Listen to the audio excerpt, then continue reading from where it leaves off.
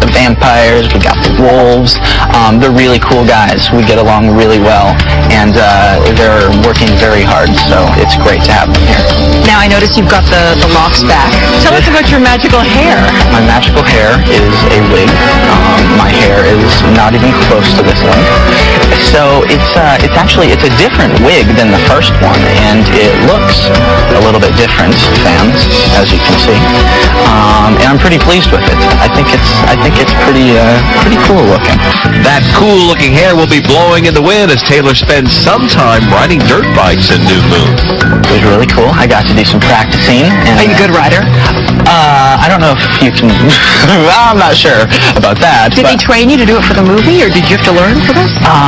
Yeah, I did some practice, some dirt bike training, and I hope I look pretty natural on the bikes. I was having fun. Come on, just say you hope you look cool. I hope I look cool so cool riding that bike. But yeah, it's a lot of fun. It is a lot of fun. Any major things that fans should look out for in terms of plot points being left out or put in that you can tease us about a little? Now, I know you're probably sworn to secrecy on some of this stuff, but yeah, I think I'm just gonna have to tell you fans to go check out the movie November 20th, and then you can tell me after that. Coming up, Twilight's hunky vampire.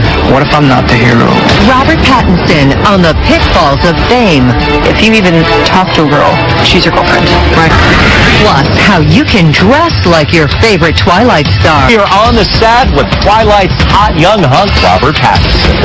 Kristen was just quoted in GQ saying about you, the thing about Robert is, he just can't lie. That's not true. I'm just really good at it. Robert comes clean on his love life. Do you have a girlfriend? And how he's coping with Hollywood stardom. I'm kind of a bit of paranoid wreck. That's next. It had women everywhere falling in love with a vampire and its breakout star Robert Pattinson. Well, now Thea Andrews talks with the actor from the closed set of the top secret sequel about the ups and the downs of all that female attention. Welcome back. Thank you. How did it feel? Good. Very surprisingly natural, I think. I'm so not stressed at all on this job, so it's kind of a nice feeling. What if I'm not the hero? What if I'm the bad guy? You're not. Robert had no clue that the first film will become such a monster success, and in fact, a lot of fans were dead set against him when he got picked for the part of Edward. People were like, that guy's not even on the short list.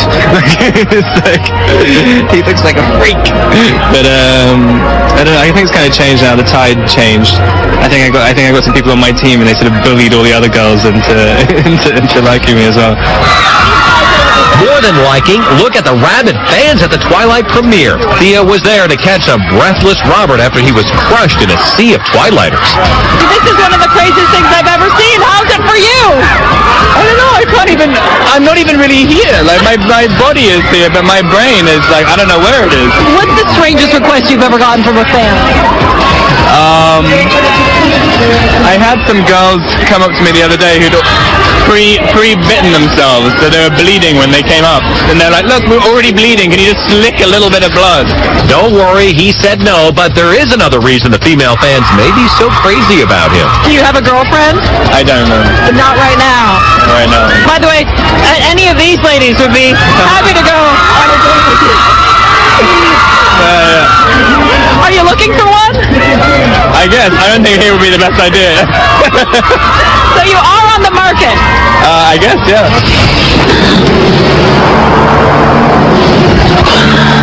You better hold on tight, Spider Monkey. Now, the Bella-Edward romance has become one of the great movie love stories, but Robert promises that New Moon will be very different. First of all, he gets the stuffing knocked out of him.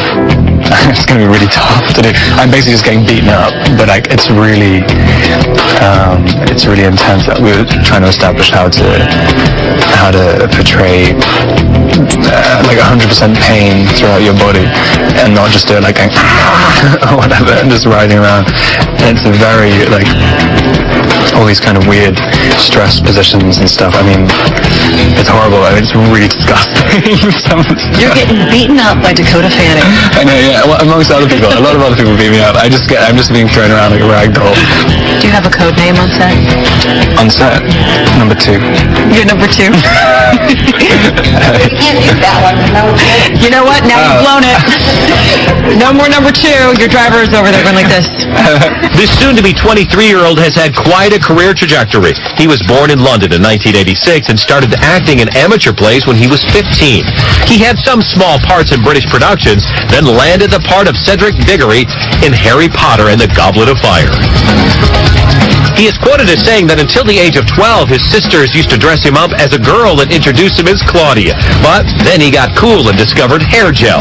His acting inspiration is Jack Nicholson, and his other big passion is music. How big a role does music play in your life? A lot. I think I'm gonna do a soundtrack for another movie, composing at the moment, which I think will be interesting, and that's kind of taking up quite a significant portion of my time. Again, I can't say what it is yet. There's a lot of secrecy. I know. I'm just so afraid of things falling apart. But with this newfound fame comes the rumor mill. If you even talk to a girl, she's your girlfriend, right? Yeah. In reality, yeah. That happened before, too. No, I'm joking. Especially people who, aren't famous, I guess. I'm always really worried about ruining their lives. You immediately get all that stuff hacked into on the internet and everything is so that's a little weird. Robert also got to present at the Oscars, which still shocks him. What was that like? Terrifying. I almost passed out. But he found out he had some famous fans. I thought it was quite funny. Ron Howard came out with a picture taken. I thought, what do you want a picture? Tom Cruise was telling me how much he loves the books. Really? Yeah. Wow. But Robert's not just sticking to vampires. He's got 2 other projects. First, he plays the eccentric artist Salvador Dali in Little Ashes out next month. And he's also a wannabe musician in How to Be, a British comedy out now. Here's footage behind the scenes where Robert can't seem to keep a straight face. I'm getting the sense no romantic comedies in the immediate future for you. The stuff, I'm kind of booked out for a year now with various different things, and one's kind of a comedy, but it's more dark than you can possibly imagine the comedy. You just can't stay out of the dark. I know. Do you still have to audition in Hollywood? I still like auditioning. I can't. I find it very, very difficult to agree to something if it's just an offer. Because I don't know if I can do. I'd like to know that I've done something which people can judge me on.